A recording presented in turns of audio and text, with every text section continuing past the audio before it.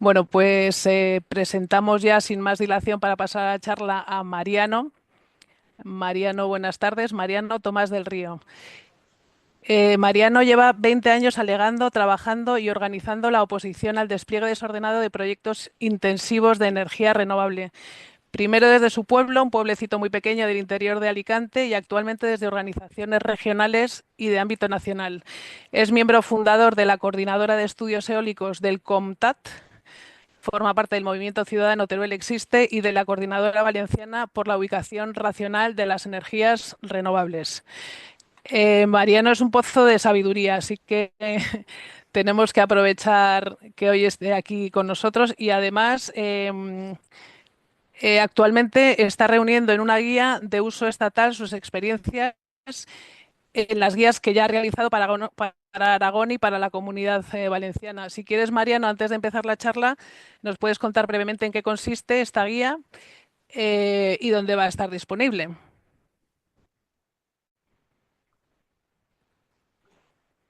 Mariano.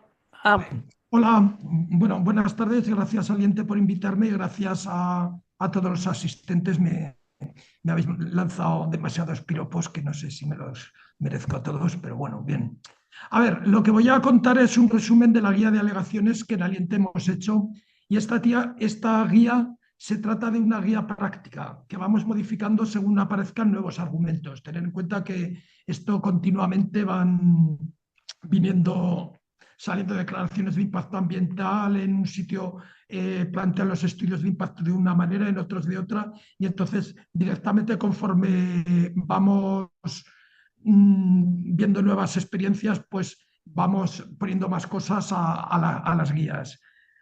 Al contenido de esta guía, que en esta guía, claro, al ser estatal, solo nos hemos basado en la legislación estatal.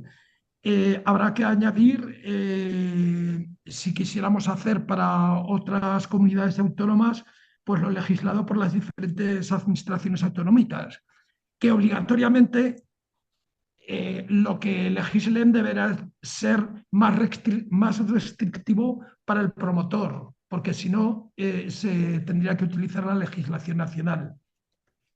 Anteriormente, como ha dicho Berta, ya hemos hecho una guía específica para Aragón y otra para el País Valencià, con añadidos específicos de su normativa autonómica.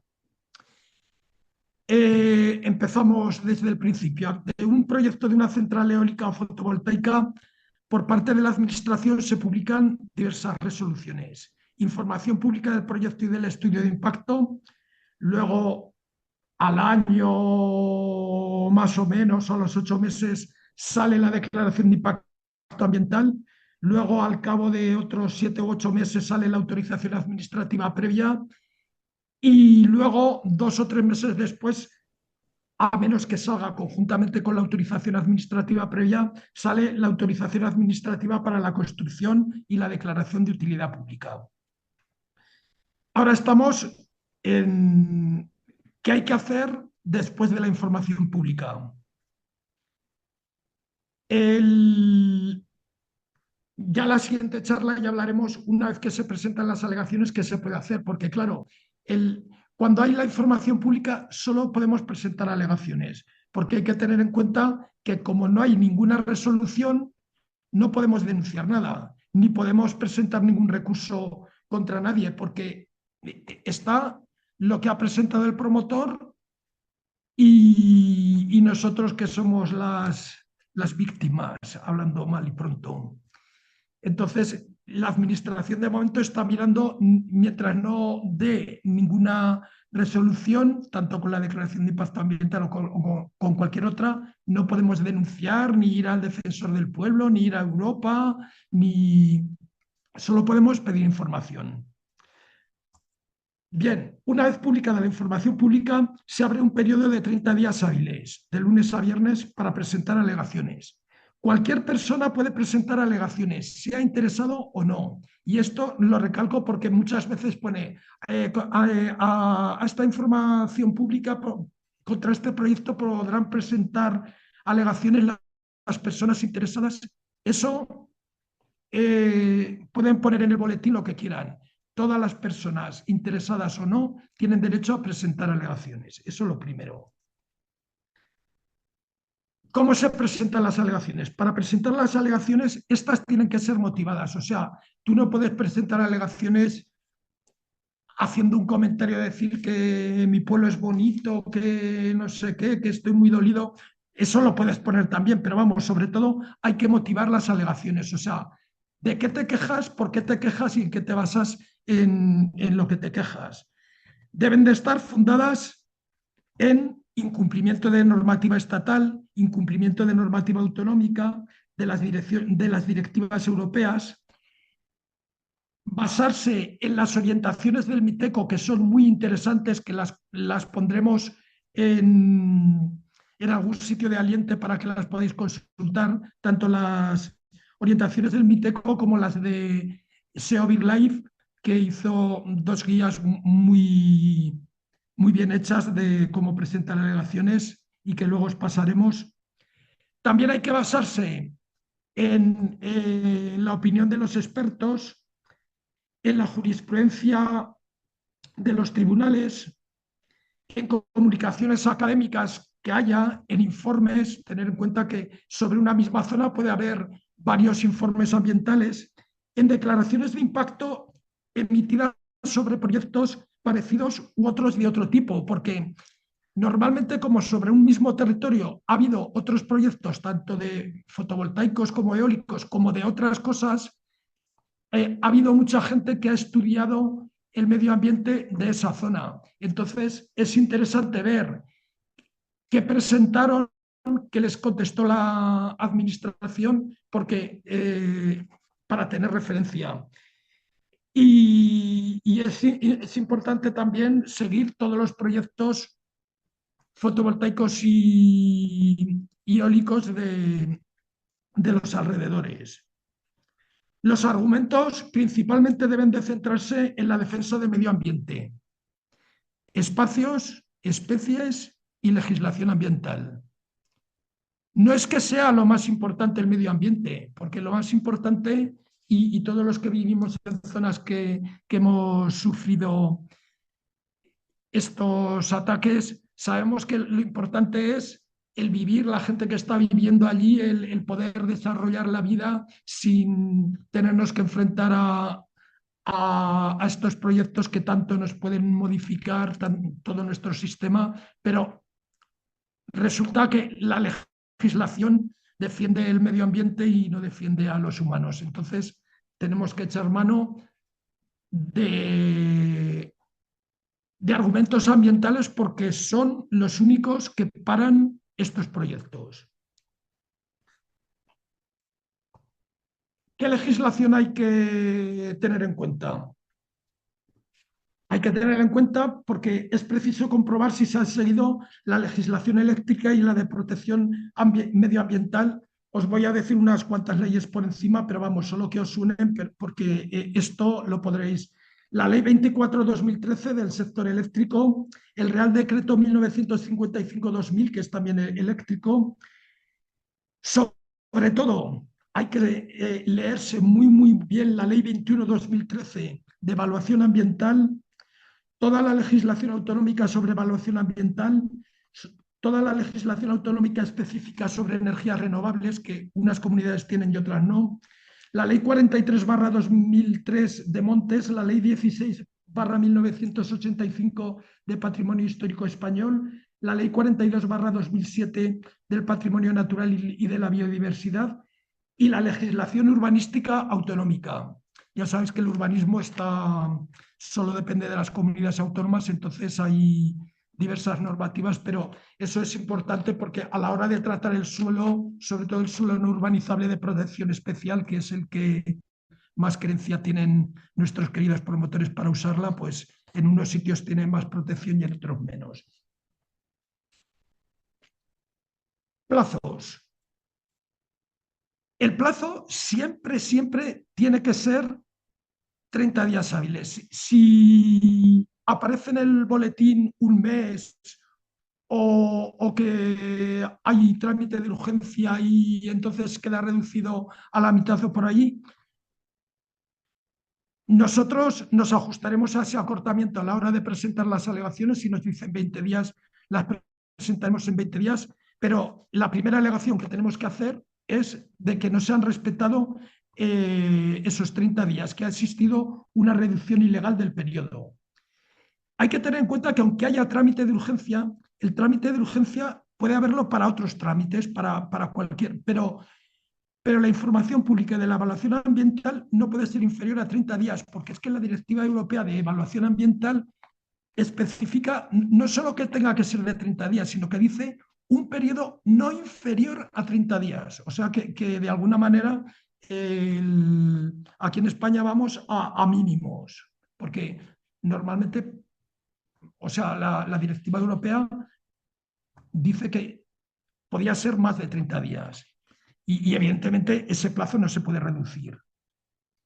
Acabado el plazo, si nos enteramos de algo nuevo o obtenemos informes emitidos por los ayuntamientos, que hay que pedirlos, o por otros organismos, que son los que aparecerán en las consultas públicas, podemos presentar más alegaciones. Estas alegaciones se llaman extemporáneas.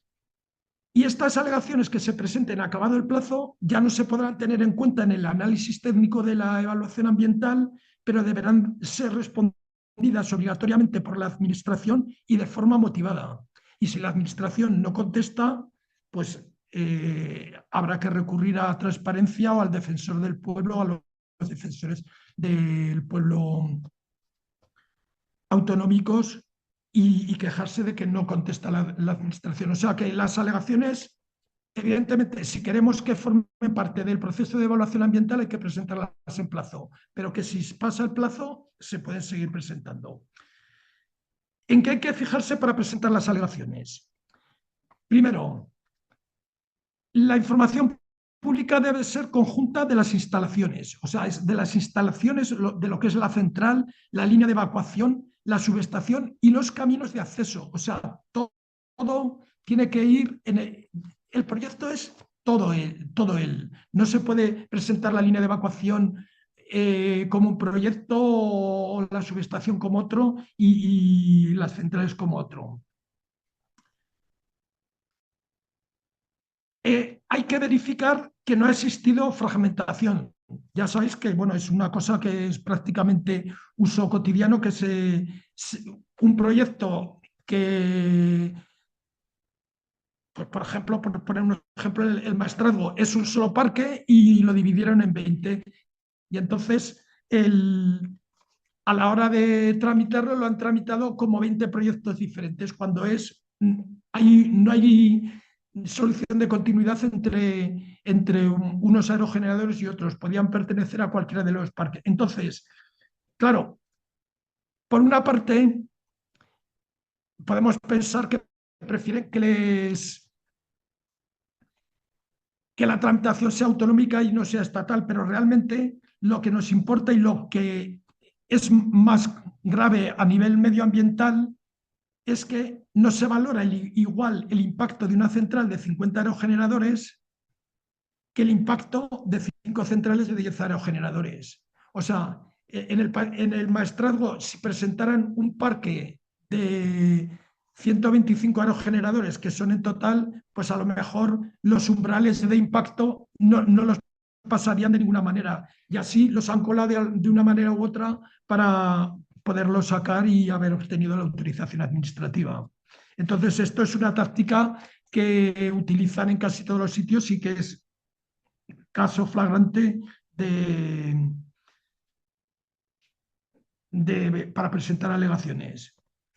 Luego hay que comprobar que se justifica la ubicación. O sea, para poner un parque eólico tiene que haber más viento que en otros sitios y para poner una planta fotovoltaica tiene que haber más recurso solar que en otros sitios.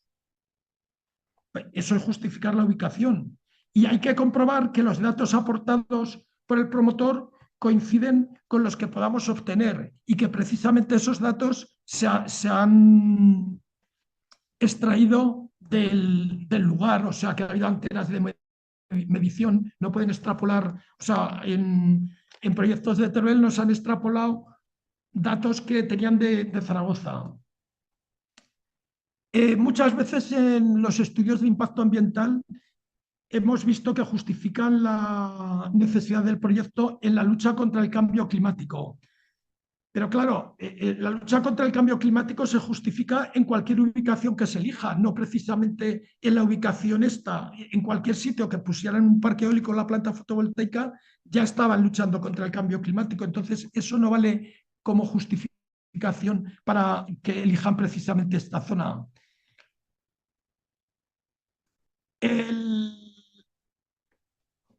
Por otra parte, en una zona no solo hay que acreditar que existe mayor recurso, sino que además hay que acreditar que también es un polo de consumo mayor que otros, porque si no, ¿qué justificación tiene poner en un sitio si ni tienes más producción ni tienes más consumo? Todo eso también hay que alegarlo. Por otra parte, no puede anteponerse una central eólica privada o fotovoltaica al mantenimiento de la biodiversidad, del suelo forestal y de los recursos paisajísticos. Eso hay muchísima legislación que lo contempla. Por otra parte, combatir el cambio climático significa sustituir unas fuentes utilizadas para producir electricidad por otras fuentes renovables. Pero otra cosa es implantar centrales eléctricas para producir hidrógeno, biocombustible, alimentar centros de datos. Eso no es ninguna necesidad y tristemente no debería de ser declarado de utilidad pública porque eso es negocio y puro negocio para no dar ningún servicio necesario. Otra cosa que hay que tener en cuenta, no se puede saturar el territorio con este tipo de industrias. Las líneas deben ubicarse en corredores energéticos y asistentes o junto a otras infraestructuras que ya estén. Hay que procurar que exista el mínimo número de líneas aéreas en el territorio. Hay que comprobar si la línea de evacuación es lo suficientemente corta. Una línea de evacuación no puede ser una línea de transporte. Estamos hablando de que en Aragón y en Castellón han puesto líneas de evacuación de más de 100 kilómetros. El alejamiento del punto de producción al punto de consumo obliga a construir unas largas líneas de alta tensión con el consiguiente peligro para la supervivencia de las aves y el correspondiente daño ambiental. Por otra parte, la conexión debería hacerse al nudo de conexión más cercano, que para eso se hacen las subastas. No tiene ningún sentido producir energía eólica en Albarracín para llevarla a 250 kilómetros que está Barcelona. Y eso está pasando. Por otra parte, sustituir una línea aérea por una subterránea no implica acabar con el impacto. Muchas veces en los estudios de impacto dicen, bueno, como había un impacto, hacemos la línea subterránea. Ojo, hacer una zanja de 1 metro de profundidad también produce un impacto importante en el medio ambiente. Por otra parte, muchas veces se sacan proyectos a información pública que todavía no tienen definida o aprobada dónde van a ir. No está construida la subestación, no saben ni siquiera cuál va a ser el camino de la evacuación. Entonces, eso es otra cosa alegable. Si todavía no está definida la evacuación, no se debería presentar un proyecto de información pública. Con frecuencia se presentan muchos proyectos en una misma zona y parece evidente el hecho de que no estamos hablando de la evaluación ambiental de proyectos, sino que estamos hablando de un plan compuesto por todos estos proyectos, lo que implicaría una evaluación ambiental estratégica, que nunca se hace. Bueno, alguna vez se ha hecho, pero muy pocas, pero es otra cosa alegable. Otras veces se hace información pública repitiendo un proyecto modificado. Ya sabéis que si se modifica un proyecto hay que iniciar otra vez el procedimiento de evaluación ambiental y entonces modifican un proyecto porque se dan cuenta de que tiene muchas protestas o algo así y presentan una nueva información pública, pero esta nueva información pública siempre que la presentan sin contenido medioambiental, convalidando los estudios ambientales que habían hecho para el proyecto primitivo. Esto se da muchísimo. Hay que verificar también si el contenido se ajusta a la ley de evaluación ambiental. El estudio de impacto ya ha dicho que debe abarcar las instalaciones, la línea, la subestación y los caminos de acceso. Los caminos de acceso casi siempre se los dejan al margen. Luego, muchas veces no se estudia la fase de desmantelamiento. Hay que estudiar las tres fases, la de construcción, la de funcionamiento y la de desmantelamiento. Pues muchísimas veces no está la fase de desmantelamiento contemplada en el proyecto. Las alternativas deben plantearse con criterios exclusivamente ambientales, no técnicos ni económicos. Esto, la ley dice así, que las alternativas son criterios ambientales. Cualquier estudio que veáis dirá, no, es que hemos cogido esta alternativa porque tiene mayor facilidad de acceso, cualquier cosa. Todo eso no es justificable. El examen de alternativas del proyecto tienen que ser las alternativas que resulten ambientalmente más adecuadas, que sean técnicamente viables y justificar la solución adoptada. Una alternativa viable no es una alternativa. A veces presentamos tres alternativas, pero como la una está en monte público, la otra está sobre una zona de especial protección para las aves, solo cogemos esta. A ver, si usted no puede presentar una alternativa que vaya en una zona de especial protección para las aves, esa no es viable, entonces eso no es alternativa. Y sin embargo, la Administración admite que se presenten estudios de alternativas no viables.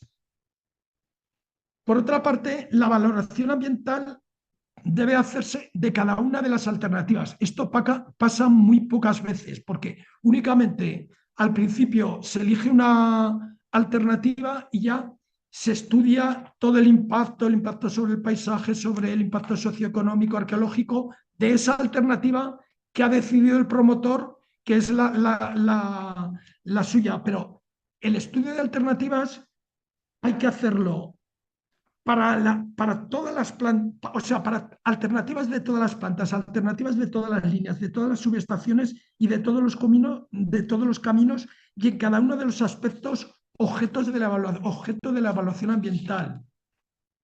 Otra cosa que no se hace. Luego hay que verificar que si los estudios están completos. Por ejemplo, el arqueológico, el paleontológico muchas veces no se presentan y simplemente se aporta el permiso para efectuar las prospecciones. Nada se puede posponer a una fase posterior. Hay que ver si realmente existe un verdadero estudio de repercusiones sobre la Red Natura 2000, teniendo en cuenta los objetivos de conservación de cada lugar.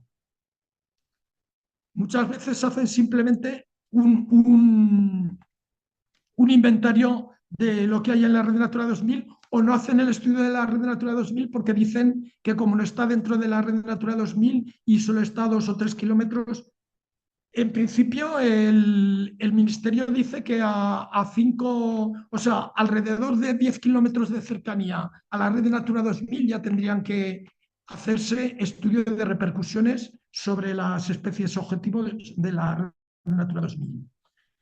Hay que comprobar si existe un estudio de avifauna y de murciélagos, que los murciélagos muchas veces se olvidan, de 1 año de duración. Tampoco se puede dejar para más adelante. O sea, si es 1 año, no se puede decir, bueno, hemos hecho de 4 meses y ahora antes de la autorización lo completaremos. La información pública tiene que hacerse con todos los estudios terminados. Verificar si ha existido estudio de campo para identificar los hábitats. Si se presenta un estudio adecuado de sinergias, esto es, que una vez realizado el inventario de cada uno de los factores ambientales, es el momento de analizar el impacto de otras infraestructuras energéticas o no. Ojo, porque las sinergias no son solo de todos los parques eólicos y plantas fotovoltaicas. Si hay una vía de ferrocarril, también está produciendo un impacto o una carretera, que son impactos que, sumados a los que pretendemos añadir, generan todavía más impacto. Entonces, ojo que no tienen que ser solo energéticas y que puedan dar lugar a efectos acumulativos o sinérgicos. Estamos hablando que para hacer los estudios sinérgicos el radio tiene que ser de 10 o 15 kilómetros. Luego, respecto a la avifauna, la protección debe hacerse más allá de las zonas de especial protección para las aves. Hay que hacer protección de todas las aves que están en el anexo 1 de la Directiva de Aves y estén en cualquier lugar. Así lo señala la Directiva de Aves. Luego hay que comprobar si las especies de avifauna que se citan coinciden con los datos ornitológicos del Banco de Datos de la Biodiversidad o de otros inventarios o estudios que tengamos.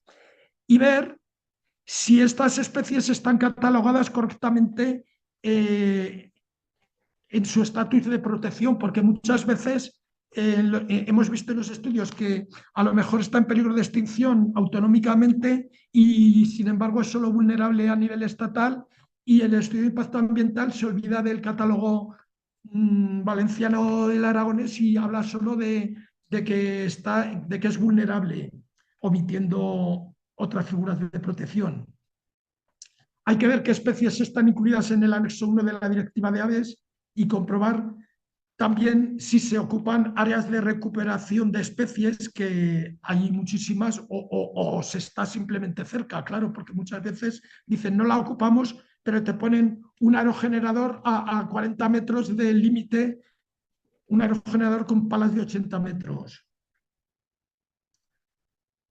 Hay que tener en cuenta también a la hora de hablar de la avifauna las áreas de campeo y las áreas de cría.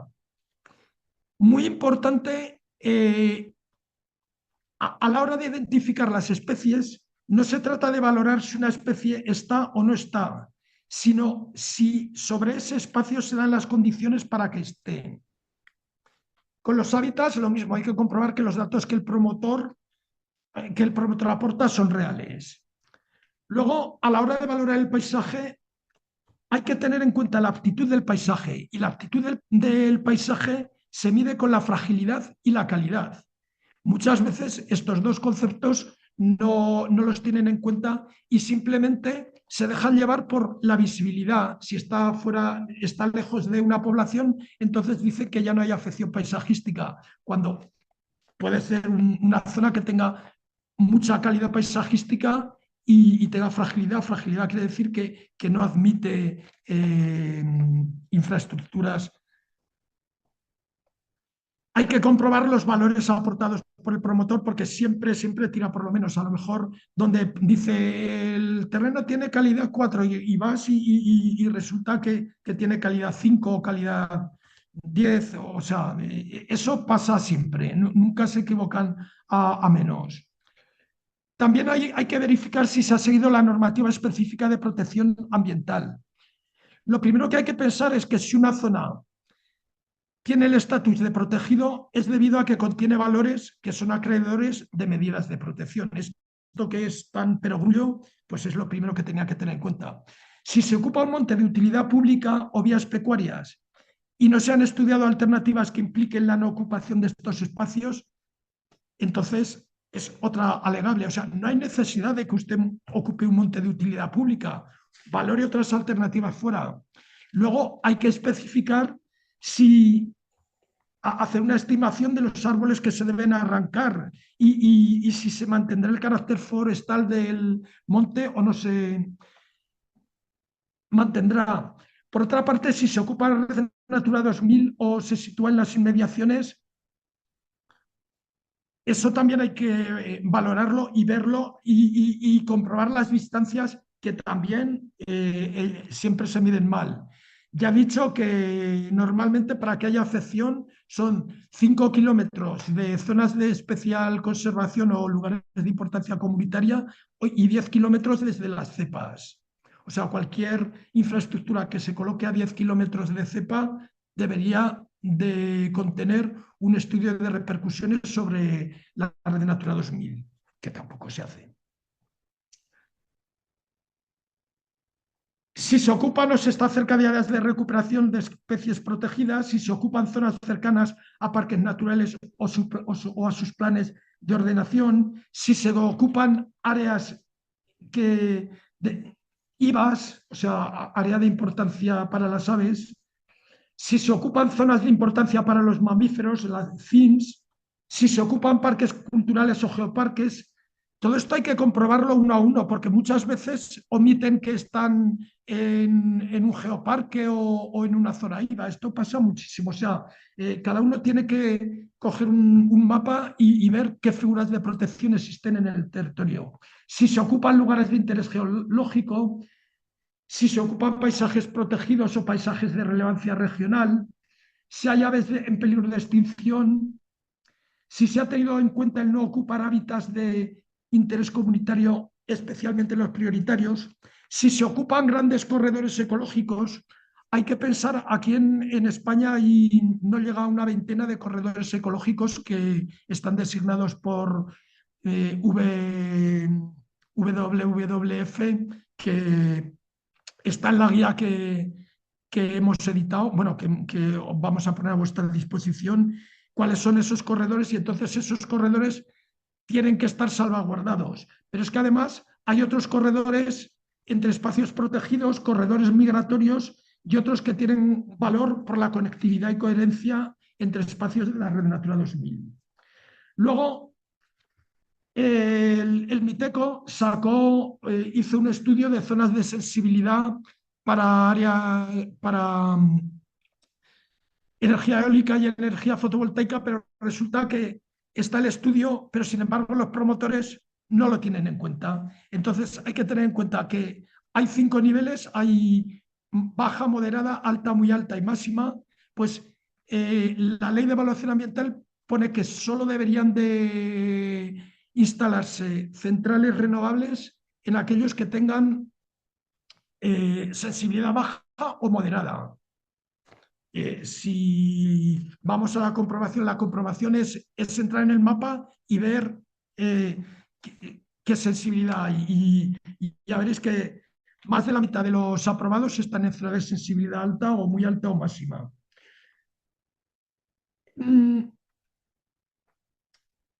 La utilidad pública no puede ser concebida si existen otras alternativas de ubicación. Esto, hay una declaración de impacto ambiental en Godelleta, que es provincia de Valencia, que fue, vamos, determinante, y decía que no es admisible la expropiación cuando la generación eléctrica es factible en una inmensa parte del territorio. Esto es evidentísimo, pero sin embargo están utilizando día a día la expropiación o la declaración de utilidad pública. Entonces esto va sobre todo contra la Constitución, y también os pondremos, está en la guía el enlace a esta declaración de impacto ambiental, que es muy, muy interesante. Luego, claro, no se justifica si queremos ocupar un monte de utilidad pública. Claro, pretendemos poner una utilidad pública por encima de otra utilidad pública. No siempre tiene que ser prevalente la utilidad pública eléctrica sobre la utilidad pública como monte público. Entonces hay ahí otro frente sobre el que se debe batallar.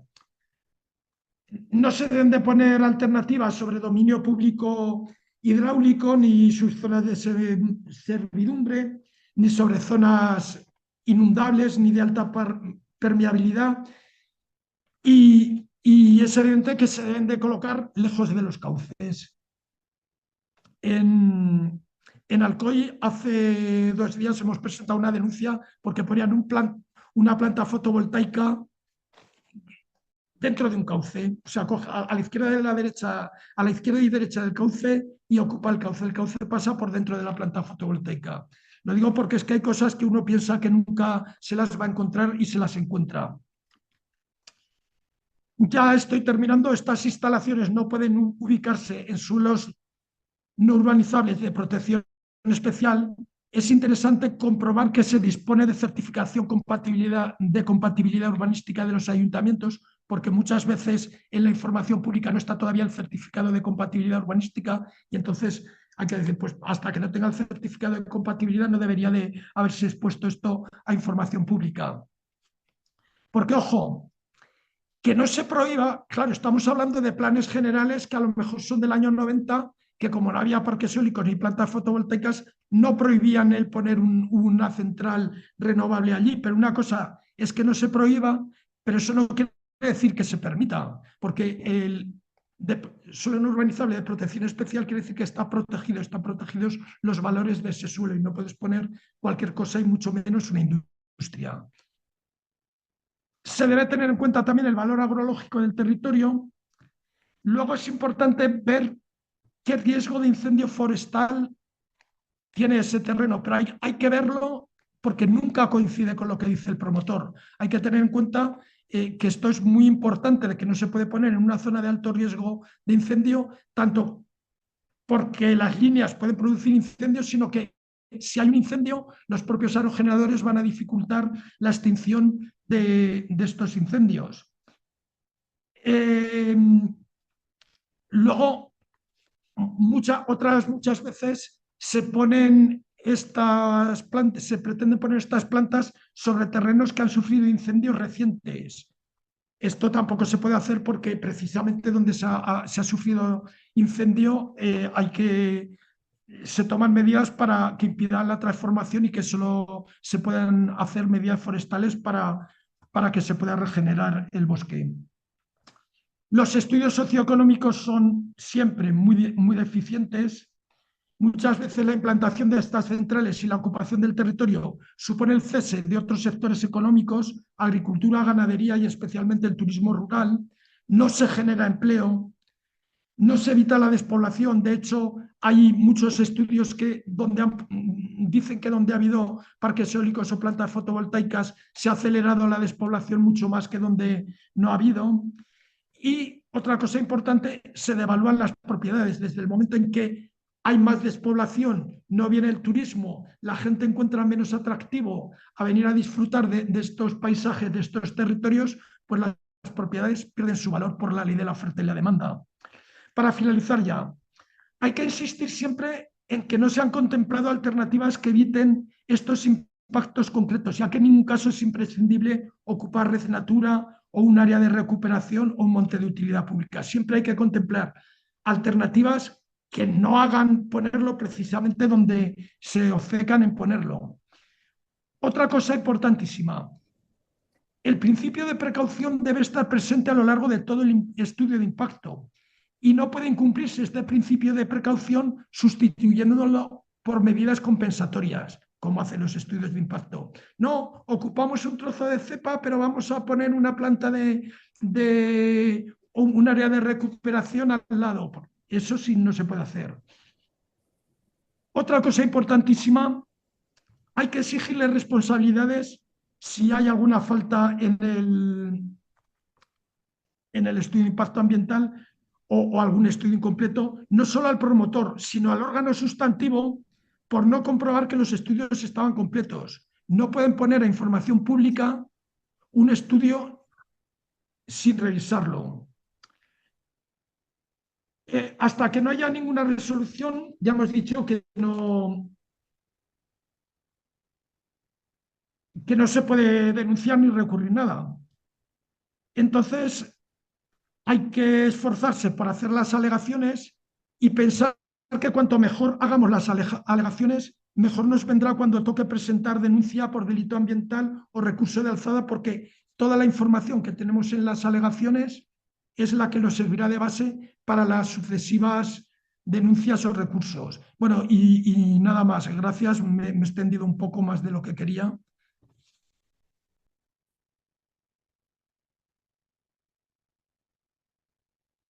Vale, pues muchas gracias, Mariano. No, perfecto, muy bien, uy, que no se me ve. Ahí está. Que muy intenso, mucho contenido y muy interesante, que en todo caso, como lo vamos a poner, va a estar disponible, lo hemos grabado, va a estar disponible en la web y va a estar también en el canal de YouTube de Aliente, así que perfecto. Y luego más adelante se publicará la guía también.